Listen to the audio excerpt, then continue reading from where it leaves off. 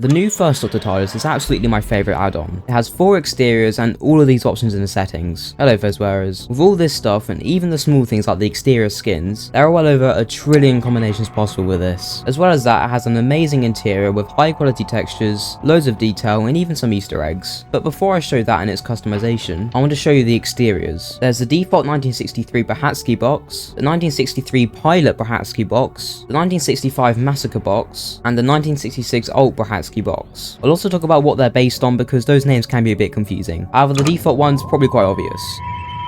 This has 3 skins and 4 body group options, and in the words of the add-on description, this is the TARDIS featured in the first episode onwards, which in other words is saying this is the first Doctor's main exterior. With the first skin and the default body group options, this is what it looks like. It has this rough texture of many stains and marks all over it, including the windows and signs. And I mean, just look at this St. John Ambulance sign, it's practically gone, and even things you wouldn't expect like the lamp have dirty textures on them. And while we're up on the roof, I just want to mention that this roof is quite weird. Normally TARDIS roofs are like 4 distinct sections, but this one's like very smooth. I don't know how to say it. There are quite a few subtle things like that in this exterior. For instance, this lock, because it just sticks out for some reason, I don't know why. But also the fact that there's no handles on the exterior. But all that stuff just reflects how rushed things must have been back in the 60s for Doctor Who, especially with the painting and things. I also think that the paint-like texture works quite well on the windows. It adds another layer of depth and just makes them look more interesting. And talking about the windows, the second skin changes them to be like turned off basically. And with this skin you can see the texture on them really well. And then the final skin is the same as the first one except the bottom middle panel is blue. And I don't know if this was ever actually in the show, but a lot of the actual police boxes look like this. And that subtle colour change makes other things stand out quite a lot more, like the lighter colours in the paint and the colour of the frame on the phone sign. For the most part, the body group option just changes the lamps. The default option looks like this. The second one makes it a lot smaller and sleeker, with some more depth in the middle part, and the final one's a lot similar to the first one, except the frame around it is a lot more compact, which makes it look a bit more slimmer and taller, even though it's the same size. And then the final option changes these windows on the right. It's off by default, but when it's turned on, they slant inwards a little bit. And as far as I'm aware, this was just used for ventilation for inside the police box. There's also a single door option available when you right click on the doors. This is available in every exterior, so I won't bother mentioning it again, but it is a cool feature. The 1963 Pilot Brachacki Box is at a very basic level a simplistic version of the normal one. However, this has much more customization and a more interesting backstory. In case you weren't aware, the original Doctor Who pilot in 1963 got reshot multiple times because of various production issues. But that means that there are differences in the exterior from the pilot compared to the default one. And if I'm honest, I kind of prefer the pilot one. It's a lot cleaner, literally and metaphorically, as well as the signs and things being a lot more recognizable and easier to see. But the overall shape and design is basically the exact same as the normal one. This has all the same custom options as the first one, but with 3 extra skins and an extra body group option. The extra skins are the same as the default one, except the color of the main body changes to this sort of red color. Now, I've absolutely no idea where this comes from. My mind immediately goes to the Happiness Patrol, but that was a much later story with a different Doctor, so I have no idea. But this is quite a cool design and actually helps see the dirty stains and things on the texturing a bit more. And then the extra body group option is called police box signs, and when it's enabled, all the police box signs except the ones at the front and the left are completely gone. The 1965 Massacre Box is very different from the previous ones, as you can probably see. The front is not too dissimilar apart from these slats and the roof, but it's only when you look at the sides and especially the back that you see how weird this is. This has 5 body group options and no extra skins, and it's based off the exterior seen in the first Doctor serial, The Massacre of St. Bartholomew's Eve, or just The Massacre. And from what I could find out, it looked like this for various reasons. Apparently the main TARDIS prop had significant damage during previous shoots, and because the budget and timing to film was very tight, a quick fix had to be made, which was this. I mean, just imagine if they did something like this today. You just see Shooty Gatwa landing on a cardboard TARDIS. I mean, it'd be crazy. But yeah, this is a pretty cool exterior to add, and it's a very good replica of the one seen in the show, for better or for worse. I mean, I couldn't even be able to get the window panels right. Surely that can't be that hard. But yeah, the front panel's the exact same as the default one, but the sides and roof are just very odd. Not to mention how the back of it's literally just wood. Also, I'm not sure if this stamp was actually in the episode. I'm hoping it wasn't, and if that's the case, then it was a really good detail to add. The first 3 options are all just the lamp, except they don't have the little base on the bottom of it because this roof's so tall, so it looks a bit different. And then the second option's called backing, and all that does is just change the back to be the same as the left side, which makes it a little bit better. And then the final option allows you to turn on and off the wooden slats at the bottom of the front panel, as you can see. The final exterior is called the 1966 Alt Brachacki Box, and it looks a lot more like the second and third Doctor's TARDIS, which makes sense seeing it appeared in the first Doctor's final season. Compared to the other first Doctor ones, it has completely different proportions, windows, colour scheme, it doesn't even have a St. John ambulance sign, not to mention all the dirt and things on the exterior. I mean, just look at this sign. It has the default body group options and no alternate skins. But yeah, this is quite a strange exterior for the first Doctor, and it has some strange parts to it as well. First of all, the window colour and this sign colour up here change on each side. The front and back are the same, and the right and left are the same, which is just very random. Also, whilst we're talking about the windows, all the panels on them have what I like to call textured windows, which just means it has this like rougher texture to it, except for this one window on the left side, which has the same pattern as the rest of the ones seen in this video, with 4 normal ones and 2 textured ones. I have no clue why it's just that one like that, but it's very weird. There's also a few other minor differences here. For instance, both these sides have 4 bolts in the wall, which I guess was just to secure the proper bit, I don't know. And also the lock has moved from this side to be up here, and has also gotten a bit slimmer. That's all the available exteriors, so let's move on and talk about the interior, which is first of all a really good replica of the one seen in the show, but also has its own fun additions as well as that, on top of the literal trillions of combinations possible of the settings. And I'll talk about all that in a bit, but for now let me show you the basics of the interior of all the default settings. So straight off the bat, there's a few things to note.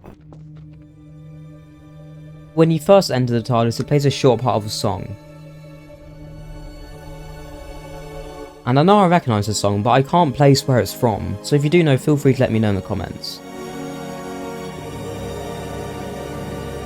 It's a similar feature to the 2023 Plus TARDIS, because that also has entrance music. Another thing you can notice is just how detailed and well made this interior is. There's a lot to go over here, with the console room, the extra room, and of course the Easter eggs. So starting with the console, firstly the controls and the rotor and everything are very accurate, and they're actually well made as well. Every control can be interacted with, whether it has a controller assigned to it or not. For instance, these switches, these levers, and whatever the hell this thing is. And if we just go into flight, first of all you'll notice that the sound is decently quiet as it often was in Classic Who. Also, that is quite different from other TARDISes, as you can hear the normal flight noise that you would expect, but also some mechanical stuff mixed in with it. And then there's this rotor, which I can definitely say is my favourite rotor in all of Classic Who, just in front of the 80s one. And as you can see, it's been replicated very well into the add-on, with all the various animations going on, from the lights to the movement and things like that. I think, especially for the first ever TARDIS, this console area is just brilliant. There's also a very cool feature of this hatch under the console. It works in a similar way to the Moulder consoles, which are in various TARDISes, where you open it and there's actually stuff inside. If I just get closer, you'll be able to see it better. There's 3 switches on the side here, and if you use it, it works just like a throttle and you start dematerializing. And then on a side note, the demat sound is so good.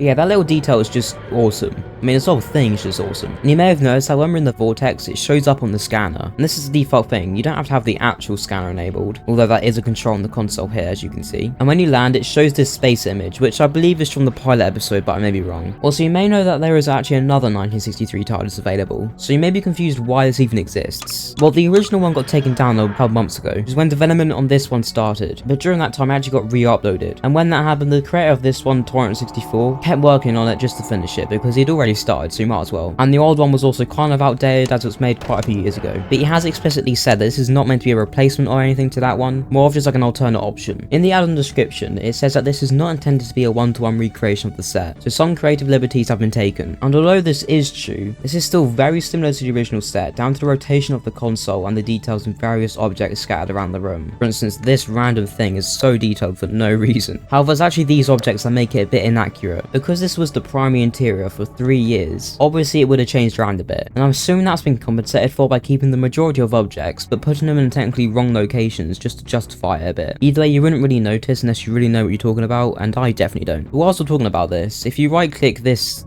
thing, you'll see it actually has 2 extra skins. The default's just this sort of star system type thing, but then the second one is a dog and a sombrero. Why not? And then the final one is another dog. But yeah, this control room is everything we'd expect in the first Doctor's interior. As all the most recognisable objects, the iconic paper wall, this big light thing, this little area back here, and literally just anything. But yeah, I feel like this interior did a lot of things that got changed for some reason. Like the size of the room, I really like the size of it here. It's like quite big and spacious. But as the classic era went on, it got smaller and smaller, which I think is a bit weird. And there's even another room here, which was seen every now and then in the show. First of all, you'll notice that the doors have a very wooden sound, much like the exterior ones.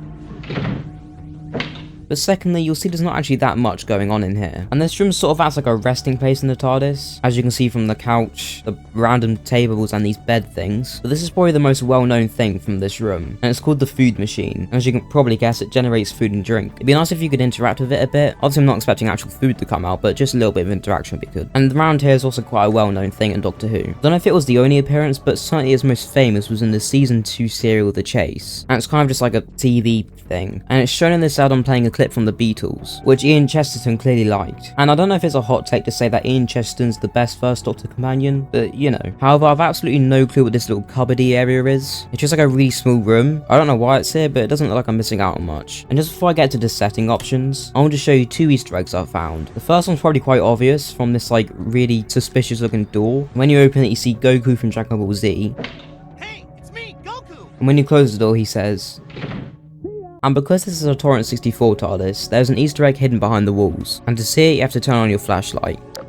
I just want to quickly ask that if you're enjoying this video so far, then you should subscribe, because we're very close to 2,500, and I have some big videos coming up, like the full review of the 14th and 15th Doctor's TARDIS, many more TARDIS reviews, some Screwdriver add-ons, and even non-Gmod Doctor Who mods, so keep an eye out. But there is a lot to talk about in regards to the setting options, because all of these mixed with the exteriors and skins and things, means that there is about 100 customizable things in this add-on. And if you think about it a bit and do some maths, there are over 160 trillion combinations possible. And no, I didn't calculate that, B did in my Discord server, which happens to be linked in the description. This is one of, if not the most customizable TARDISes out there, on the same levels of the Toyota TARDIS. So I'll go over all these in order, starting with the interior door sounds and going through different things like the lighting, wall colour, music and more, until we get to the Eurometer at the end. I currently have all the default settings on, and this is what the door sounds like from the interior.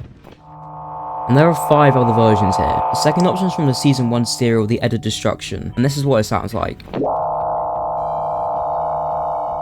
It's basically just a higher pitched version of the original. The third one's from the pilot and it sounds very weird.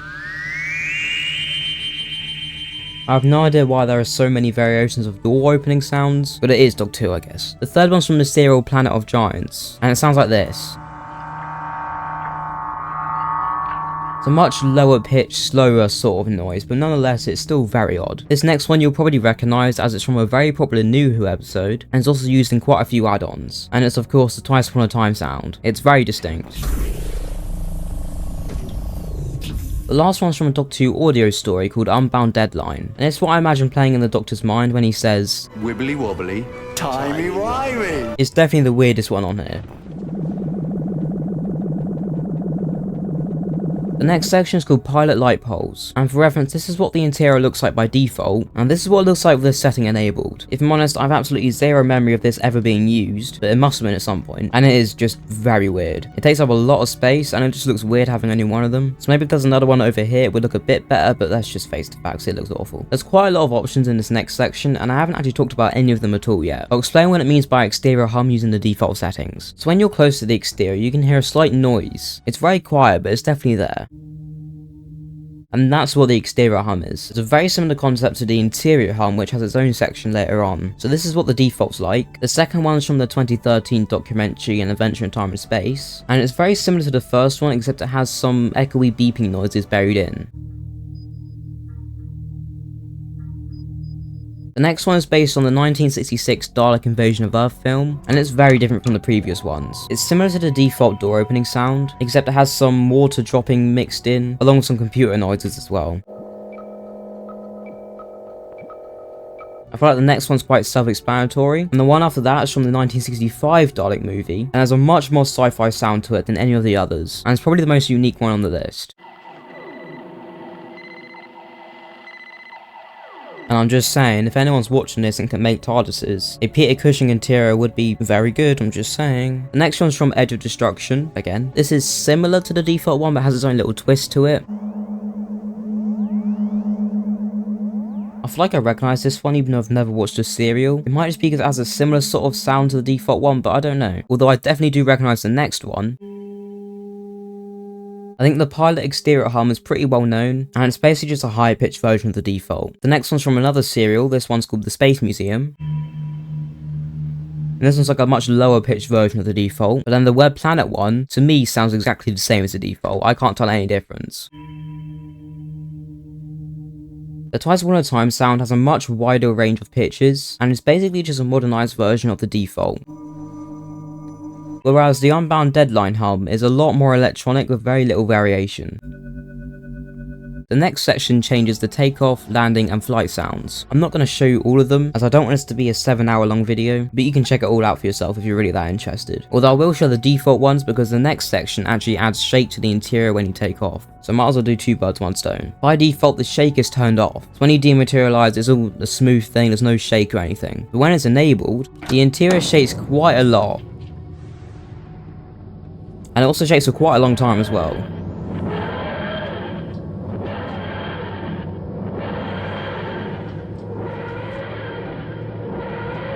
And in case you're wondering, this is what the vortex looks like in manual flight mode. And while we're in the vortex, I think it'd be a great time to damage the TARDIS a bit and show you the low health system, because quite a lot happens.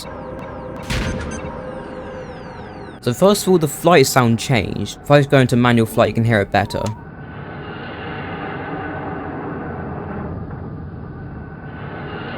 It drags on for a lot longer and it is more echoey and stuff. And then in the interior, along with that sound, there are alarms blaring, as well as the cloister bell and probably more stuff mixed in. And then there's also the red lights and everything, but I'm going to land first because I don't want to run out of energy in the vortex. And you can also hear how the landing sound has changed.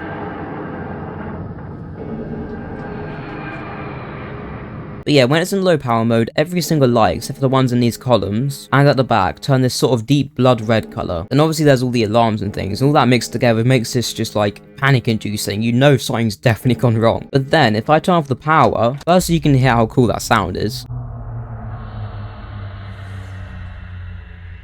But then you can see a few red lights stay turned on, which is such a cool feature. This gives such an eerie atmosphere, with only the console and the door being visible. And when it's just that blood red colour and this deep black void, it just looks incredible. When it's not in low power mode, it still looks a bit creepy, but it feels more abandoned than actually being scary, if that makes sense. The next section changes the interior hum, but it has all the same options as the exterior hum, and literally changes nothing except it's a bit louder in the interior. So I did the Doctor and the Daleks one, for example. You can hear it's the exact same as the exterior one, just louder. So you basically know what they all sound like already, so let's just move on. The lighting section is one of my favourites as it changes the look of the whole interior, but it's decently subtle with the differences. The default setting is warm white, and the majority of these options are just variations of white. You may notice that there are 2 versions of each one, the normal one and then a low lamps version. Basically the low lamps version is to just reduce any possible lag you might get. It does have a slight visual change with light intensity being a bit less, but it's not too different. So with that in mind, there are 4 colours to choose from, and the default warm white looks like this. Its effect may not seem that obvious, especially if you've only seen it with this lighting, but as you see the others, they'll become more obvious, especially the Edge of Destruction one. The first one's called Cool White, and it makes the interior look a bit more blue and generally just a bit brighter. Okay, I'm changing that interior hum, that's annoying me. But yeah, this changes it to be a bit more blue, I guess, but overall makes it look a bit more bright and more like uplifting, I guess is the word, I don't know. And although this is technically less accurate to the Hartnell TARDIS, I slightly prefer this one, and it's actually the lighting I use in the thumbnail. In my opinion, it makes everything a lot more appealing, and the lighting everything's a bit less jarring, just more smooth. And as far as I can tell, this room is not affected by the lighting change at all, which is a bit weird, but it doesn't really make much difference. The next option, Daylight White, is extremely similar to the previous one. It's kind of hard to tell much difference, but basically as the name would suggest, it's a bit less blue and more, well, white. It's definitely a subtle difference, but you can tell. I think it really improves the console look, but it also looks a bit worse than this wall over here. The next option is once again from Edge of Destruction, and it's basically a much darker version of the default one. I don't know what the production team were doing in the Edge of Destruction, but seeming it's come up so often, they must have had a field day with something. It sort of has a yellow tint to it, which might just be because it's darker, I don't really know. But if you use the low lamp version, it gets even darker, which means that when the power's off, it's just like incredibly ominous. Yeah, you can barely even see the console. And there are still surprisingly quite big settings still coming up, including changes to the paper wall, the wall colour, the big light, and then smaller things like the music and the Eurometer. But the one after lighting is the entrance music. This doesn't actually change the music itself, it just changes when it appears. The default option is once per game, which means the music only plays the first time you enter the TARDIS in one game. Doesn't matter if you leave and go back in it, or if you despawn it or anything, it will only play once per game. The other option is called once per TARDIS, and that means that it will play the first time you enter the TARDIS like normal. Then if you spawn another one in and enter it, it'll play it again. And the final one's called Never, and as you can probably guess, it makes it so the music just doesn't play at all. The next section is called Fault Locator, and the default is 1963. Again, just for reference, this is what the TARDIS looks like normally, and specifically this is what the back of it looks like normally. And if I enable Pilot, this is what it looks like. Basically, it's one big roundel here, another big roundel here, and then some like weird machinery type thing in the middle. I have no clue what that is. I don't know if I watched a different pilot or something, but I have no memory of this at all. But it's just like another wallpaper wall just like this, but arguably a bit worse. And then the next section changes this big light up here. So that's what the default hanging canopy light looks like. And another version called Grounded looks like this. And it's got a similar sort of design to the pilot lights I showed earlier. It just looks so unnatural. It isn't necessarily bad, I'm just very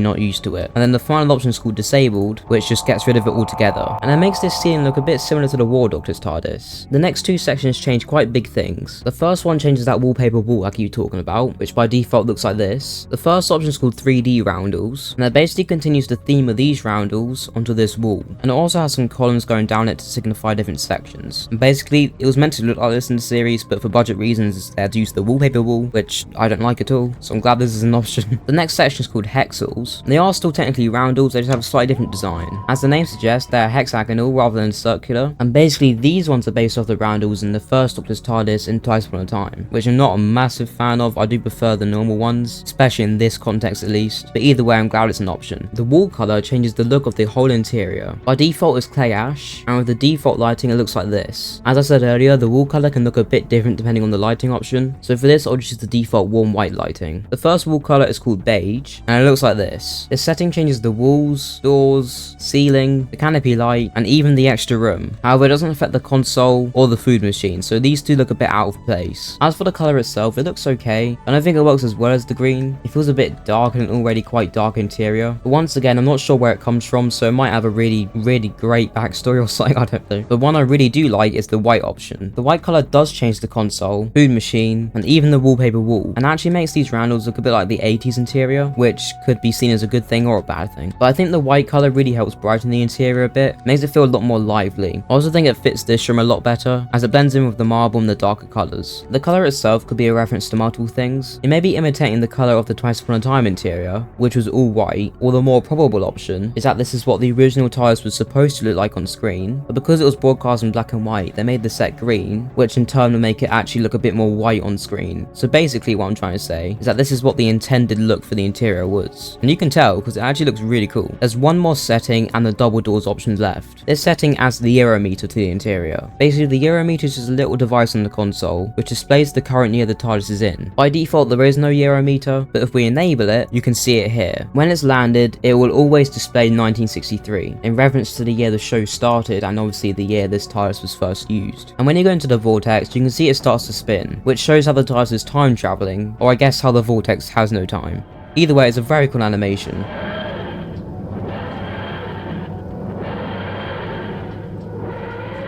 And when you land, it will always go back to 1963, and it looks really natural as well. It's actually really well made.